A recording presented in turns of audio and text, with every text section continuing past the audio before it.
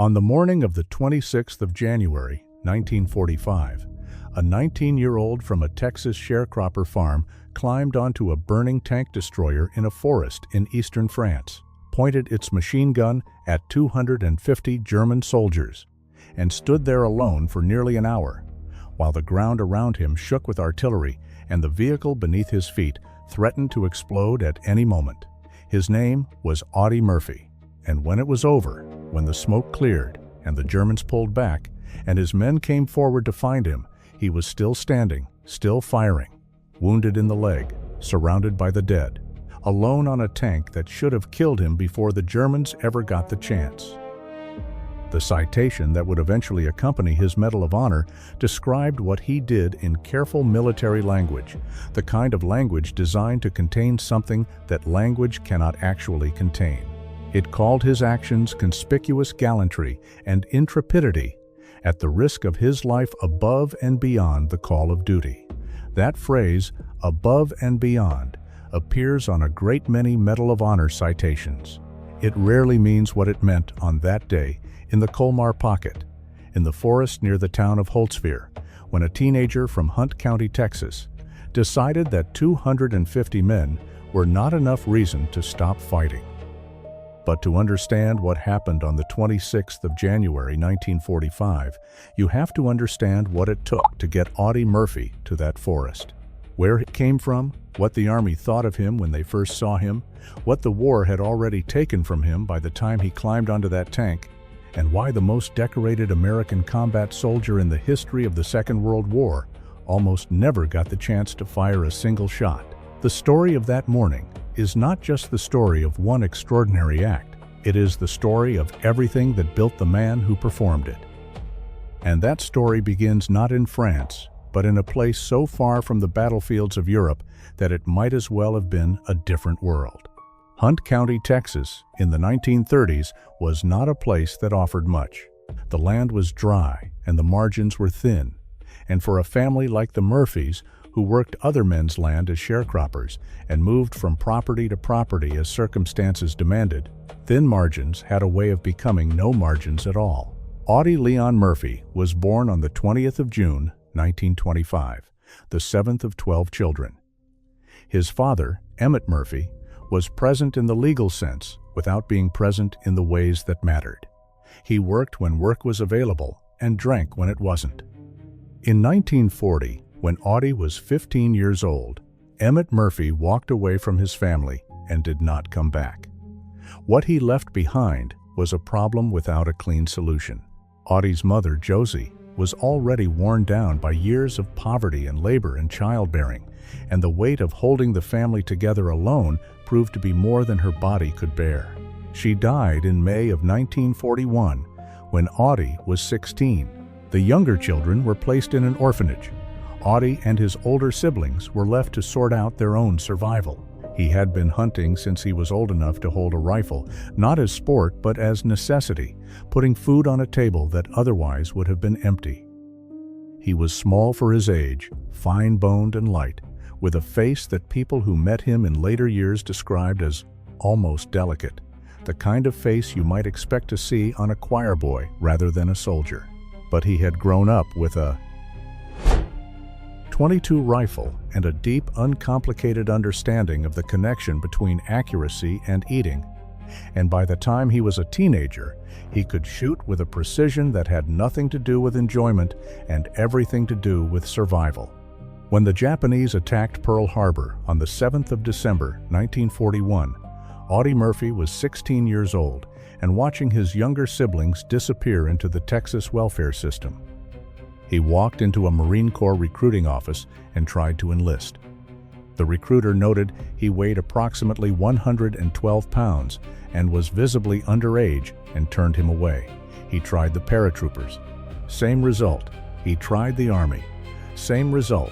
His sister helped him falsify his birth records to add a year to his age. He went back to the Army in the summer of 1942, and this time they took him. He was 17 years old, 5 feet 5 inches tall, and so thin that the sergeant who processed him reportedly said that if he turned sideways, he'd be marked absent. basic training nearly ended his military career before it started. He was homesick and underweight, and visibly unsuited for what the Army required. His superiors suggested he might be better suited for cooking duties. He rejected this with a persistence the records suggest was not entirely polite. He wanted to fight, and once he decided something, what other people thought about it was not a question he spent much time on. He was assigned to the 3rd Infantry Division, Company B, 15th Infantry Regiment, and shipped to North Africa in early 1943. He was 17 years old and had never been further from Hunt County, Texas than the distance a car could travel in an afternoon. The 3rd Infantry Division was not a unit that had time for sentiment or for soldiers who couldn't carry their weight. By the time Audie Murphy joined them, the division had already been through the campaign in North Africa, had fought through Sicily, and was preparing for the invasion of mainland Italy. The men who made up the division were, in the main, hard and experienced, and not particularly interested in a small, underage Texan who the Army had almost turned away twice. What changed their opinion was simple. He could shoot. Not adequately, not satisfactorily, not at the level the Army required. He could shoot with a precision and a calm that the men around him noticed and then couldn't stop noticing. On the range, at distances that other soldiers found challenging, Murphy hit what he aimed at, with a consistency that came not from training, but from 16 years of hunting rabbits in the Texas scrub, because otherwise there was no dinner. And when the shooting was not on a range but in the streets of Sicily or the hills of Italy, where the targets were not paper and the consequence of missing was not a low score but a dead friend, Murphy's calm did not leave him. This was the thing that separated him from soldiers who were merely brave. Brave soldiers fight through their fear. Murphy seemed to operate in a different relationship with fear entirely, as though the part of his nervous system that produced panic had been calibrated differently than in other men, tuned down or turned sideways, leaving him functional in situations that unmade other people. His first confirmed kill came in Sicily in the summer of 1943, when 2 Italian officers on horseback rode toward his position, and Murphy, without orders and without hesitation, shot them. He was 18 years old. He later said he felt bad about it. He shot them anyway. Italy followed Sicily, and Italy was a different kind of war. The Germans had taken over the defense of the Italian peninsula after the Italian surrender in September 1943, and they fought it with the methodical, grinding competence that had characterized the German army throughout the war. Every ridge was defended. Every river crossing was contested. Every town had to be taken building by building at a cost that accumulated with a slowness that was somehow worse than a single catastrophic battle. Murphy fought through all of it. He was promoted steadily and without fanfare because the Army promotes men who perform, and Murphy performed with a consistency that his superiors couldn't ignore, no matter how young he was or how unsuitable he had initially appeared. He made corporal, then sergeant. He was given a squad and then a platoon, and the men who served under him developed the specific kind of loyalty that men give to leaders who are calm when everything is on fire. But the war was also taking things from him. In the grinding campaign of the Italian front, Murphy lost friends with a regularity that the human mind is not built to process at scale. Men he had trained with, eaten with, slept beside in foxholes through Italian winters were there and then were not there. The mathematics of infantry combat in the Second World War were brutal in a way that statistics cannot fully capture, and Murphy experienced those mathematics in the most direct way possible through the absence of specific faces. One loss hit him harder than the others. His closest friend in the company, a man named Laddie Tipton, was killed when a German soldier feigned surrender and then shot him. Murphy, watching from a few yards away, crossed open ground under fire and killed everyone in the German position. Every account of that moment describes him as not angry, not frenzied, but quiet and methodical and completely focused. He was 19 years old. He was given the Distinguished Service Cross for that action, though the citation came later. At the time, there was a war to fight. The Allied landings in southern France in August 1944, Operation Dragoon, brought the 3rd Infantry Division out of Italy and into a new theater. The campaign moved north through the Rhone Valley and into Alsace, that contested borderland between France and Germany that had changed hands so many times that its people had learned to hold their national identity loosely. The fighting here was different from Italy, more mobile in the early weeks, the front moving fast as German resistance crumbled in some places and stiffened murderously in others. By the autumn of 1944, the advance had slowed. The Germans had pulled back to prepare defensive positions, the kind of positions they knew how to build and hold, and the American divisions pushing north were running into resistance that cost men and ground and time in ways that the early weeks of the campaign had not. Murphy was by this point a first lieutenant, commanding a platoon in B Company. He had been decorated multiple times. He had been wounded, recovered, and returned. He had survived situations that killed men around him with what his fellow soldiers had begun to regard as something beyond ordinary luck, as though the ordinary laws of probability had suspended themselves in his immediate vicinity. This perception was not entirely mystical. Part of it was skill, the shooting accuracy that had been there since childhood and had only become more refined through 2 years of combat. Part of it was tactical intelligence, an instinctive understanding of ground and cover and fire that some men have and most don't. And part of it was the calm, the particular psychological composure that allowed him to make clear decisions in situations that produced paralysis in other men. But luck is also luck, and Murphy had absorbed enough of the war's random violence to know that luck runs out. He had seen it run out for better men than himself. He did not talk about this in ways that were recorded, but the men who served with him later described a quality in him during this period that went beyond seriousness, a sense that he had already made his accounting with whatever outcome was coming and had arrived at a kind of peace with it. December 1944 brought the Battle of the Bulge, Hitler's last major offensive in the West, which struck the American lines in the Ardennes with a force and surprise that shattered several divisions and produced the crisis that General McAuliffe answered with a single word when the Germans demanded his surrender. Murphy and the 3rd Division were not in the Ardennes. They were holding the line in Alsace, where the German offensive produced its own pressures as divisions were pulled from the Alsatian front to respond to the emergency in Belgium. The Colmar pocket was what remained when the line stabilized, a bulge of German-held territory on the west bank of the Rhine, anchored in the city of Colmar, defended by German units that had fought their way back from the southern front and had no particular interest in being pushed further. The Americans needed to eliminate the pocket. The Germans needed to hold it.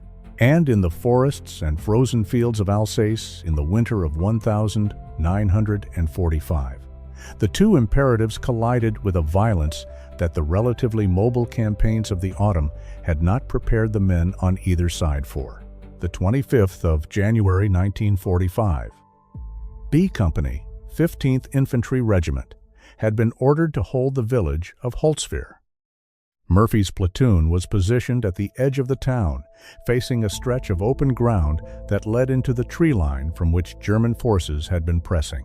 The company was under strength, depleted by weeks of fighting, and the men who remained were tired in the specific way that comes not from a single night's bad sleep, but from months of accumulated exhaustion that no amount of rest can fully address. Intelligence had indicated that a German counterattack was likely. Intelligence was correct. What it had underestimated was the scale. The attack came the following morning. 2 companies of German infantry, supported by 6 tanks, emerging from the tree line and moving across the open ground toward Holzwihr. Approximately 250 men, with armor, against a platoon that Murphy later estimated at around 30 effectives, though the actual number may have been lower. The tanks came first, and the anti-tank weapons the company had available were immediately insufficient. Murphy called in artillery, talking the fire in by radio while the German infantry moved forward behind the armor, using the tanks as cover in the way German infantry had learned to do over years of the same war on the Eastern Front. 2 American tank destroyers, M10s, had been positioned to support the company. As the German tanks advanced, one of them became stuck in the soft ground. The crew of the other, assessing the approaching armor and the odds, pulled back. The crews of both vehicles abandoned their vehicles and moved to the rear. Murphy could not particularly blame them. Staying was not a survivable calculation. He ordered his men to withdraw into the woods. He would stay and continue to direct the artillery. This was not, strictly speaking, the order he was supposed to give himself, but the situation had moved beyond the point where standard operating procedure was a useful guide. He got on the radio. He called in the artillery. He gave coordinates that brought the shells in close, dangerously close, closer than artillery is supposed to be called when you are standing between it and the enemy. And then he did something that the men who survived that day would spend the rest of their lives struggling to explain to people who hadn't been there. He climbed onto the burning tank destroyer. The M10 tank destroyer that Audie Murphy climbed onto on the morning of the 26th of January, 1945, was on fire.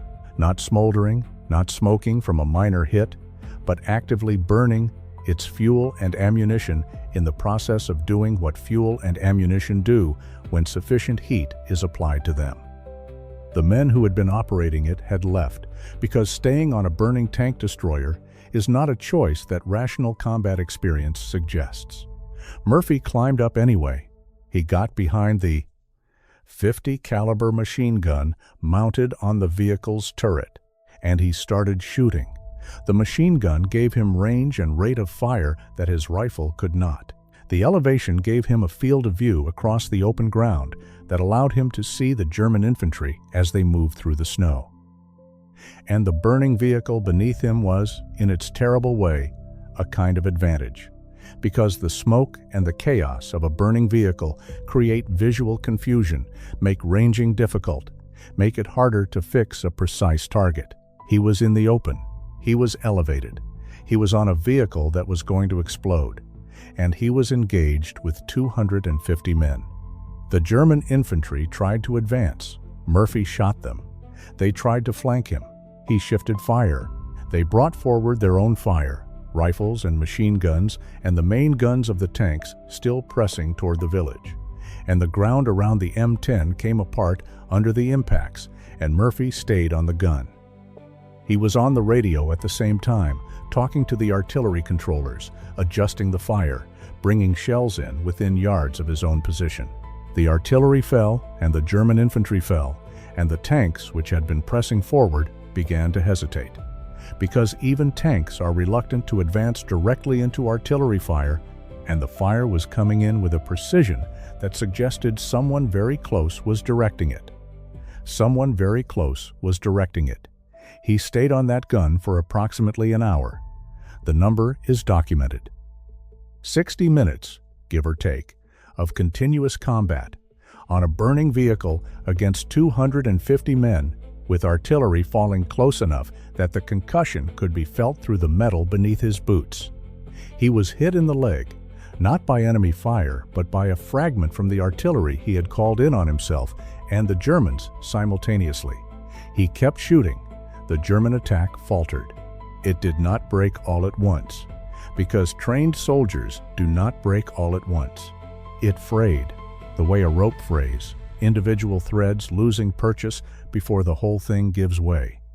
The infantry that had been advancing began to stop, to take cover, to assess what they were dealing with.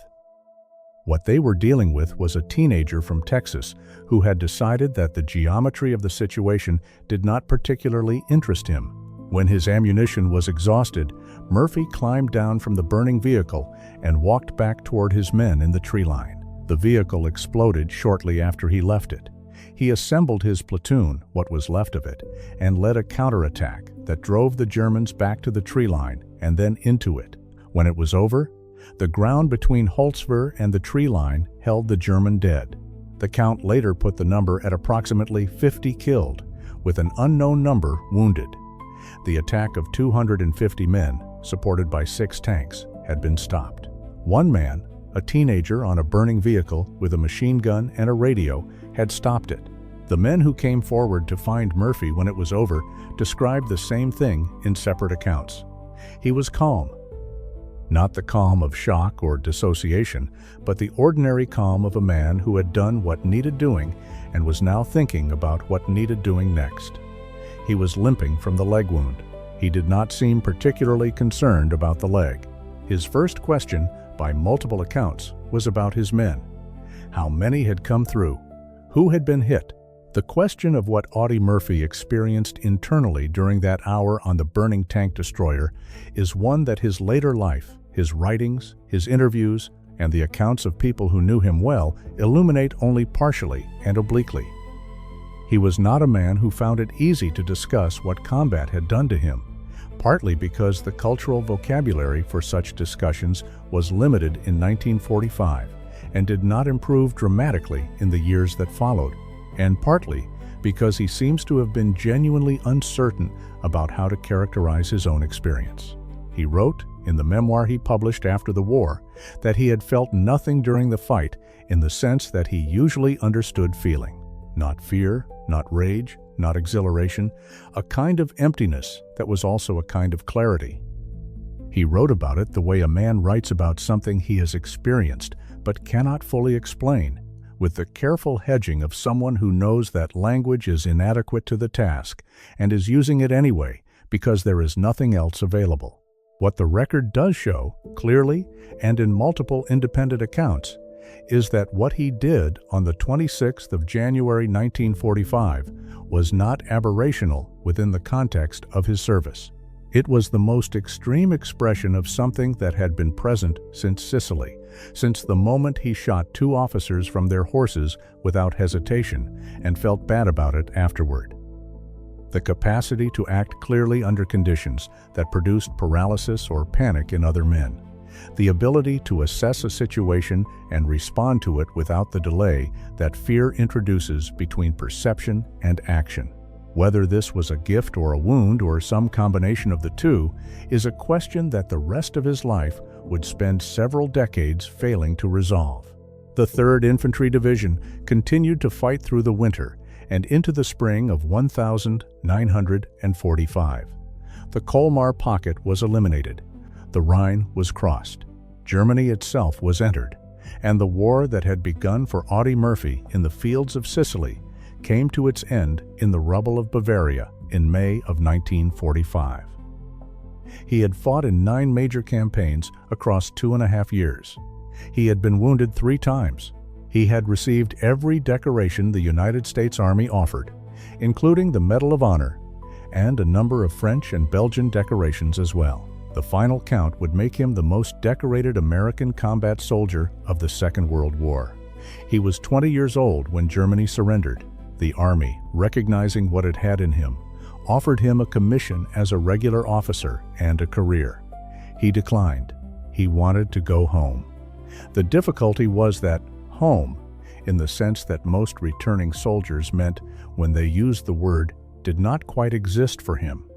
His mother was dead. His siblings were scattered. Hunt County, Texas, was a place he had come from, not a place he was returning to. He went to Hollywood instead, at the invitation of actor James Cagney, who had met him in Europe when Murphy appeared on the cover of Life magazine.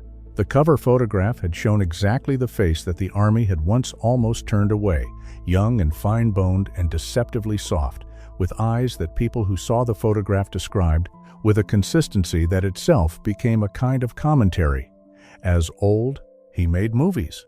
He was good at it. He had, it turned out, a natural screen presence. The camera liked him in the specific way the camera likes certain people and not others, and he understood action and physical performance in ways that made the staging of violence on film intuitive for him in ways it was not intuitive for men who had only ever performed it in front of cameras.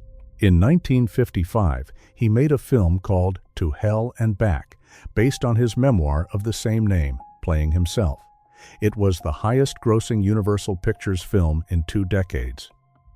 Audiences found something in his performance that critics sometimes struggled to name, a quality of authenticity that was not quite acting and not quite simply being himself, but something in between. The performance of a man portraying his own experience for an audience that had not shared it and could not quite reach it. But the war had not left him, and he was not equipped, and the world around him was not equipped to deal with what the war had done. He could not sleep without a loaded pistol under his pillow. He had nightmares with an underlying texture that remained consistent across every account, the sense of being back in it, of the fighting being not past but present, of the men who had died being not gone but immediate. He became addicted to the sleeping pills doctors prescribed for the insomnia. He fought that addiction by checking himself into a hotel room to go cold turkey with the door locked. He spoke publicly about this at a time when speaking publicly about such things was unusual, because he had concluded that the silence was doing damage to men who needed to know that what they were experiencing had a name and was not a character failure. He used the phrases shell shock and battle fatigue, and in his later years encountered the early versions of what would eventually be called post-traumatic stress disorder. He understood it from the inside and was not afraid of it in the way many men of his era were. He lobbied for better veteran mental health care with an urgency that came not from policy interest but from personal experience. His marriages were complicated. His finances were chronically disordered. He was a generous man by most accounts, to a degree that was not always financially prudent, and he had the specific difficulty that people who have survived extreme experiences sometimes have in assigning appropriate weight to ordinary concerns. When you have stood on a burning tank and directed artillery onto your own position, the ordinary hazards of financial planning can lose a certain urgency. He made films steadily through the 1950s and into the 1960s, mostly westerns, a genre that suited his particular combination of physical quietness and evident capability. He was not a large man, and he was not a demonstrative actor, and the western rewarded exactly those qualities: the economy of movement, the sense of something held in reserve, the eyes that did the work that other actors did with their whole faces. He spoke at veterans events. He hunted. He raised horses. He was, by the accounts of people who knew him, a genuinely kind man with a specific difficulty in being ordinary that never entirely resolved itself. On the 28th of May, 1971, a private plane carrying Audie Murphy and 5 other passengers flew into a fog-shrouded mountain in Virginia. There were no survivors. He was 45 years old. He was buried at Arlington National Cemetery with full military honors. The grave is one of the most visited in the cemetery, second only to John F. Kennedy's. People leave things at the headstone, photographs and coins and flowers, and the occasional military decoration from someone who wanted him to have something that couldn't be put into words. The Medal of Honor citation, in its careful military language, describes a single morning in France. It does not describe what it took to get to that morning, what was lost on the way there, or what the morning cost in the years that followed it. Citations are not built for that kind of accounting. They measure the act, not the man. The act was extraordinary, but the act came out of a life that was also extraordinary, in the way that lives shaped by extraordinary pressure are extraordinary, in the way that things forged under heat and compression emerged different from what they were before. A boy from a Texas sharecropper farm who lost his parents before he was 17, who the Army turned away twice because he was too small and too young, who went to 3 theaters of war across 2.5 years and came back with every decoration the Army had to give. And one morning, in January of 1945, when everything in the rational calculation of survival argued for withdrawal, he climbed onto a burning tank and held his position for an hour against 250 men because the situation required it, and because he was the man who was there. The ground between Holzver and the tree line was quiet afterward. The German dead lay in the snow. The burning M10 had stopped burning. The artillery had stopped falling. And Audie Murphy, 20 years old, wounded in the leg, walked back to his men and asked who had come through. That is what happened on the 26th of January, 1945. The why of it is harder. Maybe it was the shooting accuracy built from childhood necessity.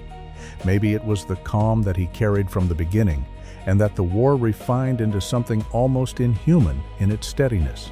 Maybe it was the specific psychology of a man who had already lost everything that mattered to him before the war started, and had arrived at the front carrying a kind of freedom that comes from having nothing left to lose.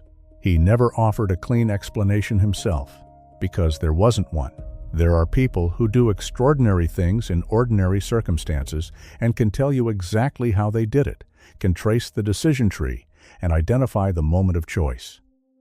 And then there are people who do extraordinary things in impossible circumstances and look back at it the way you look at something that happened to someone else, present for it but not entirely inside it, the event and the explanation separated by a distance that cannot be crossed. Audie Murphy was the second kind of person. He was there. He knows he was there. The records confirm it, and the medals confirm it, and the dead German soldiers confirmed it in the most permanent way available to them. But the question of why 250 men couldn't kill a 19-year-old American on a burning tank is a question that even the man standing on the tank couldn't fully answer. Some things that happened, and the explaining of them comes after, imperfect and partial, and always a little less than the truth. That is what June 26th was. That is what it meant. And the quiet phrase that passed between the officers who read his citation and the men who fought beside him carries a weight that the numbers alone, the 250, the 1 hour, the 50 dead, cannot fully account for. The most decorated American soldier of the Second World War, a boy from Hunt County, Texas, standing on a burning tank in a forest in France, still shooting.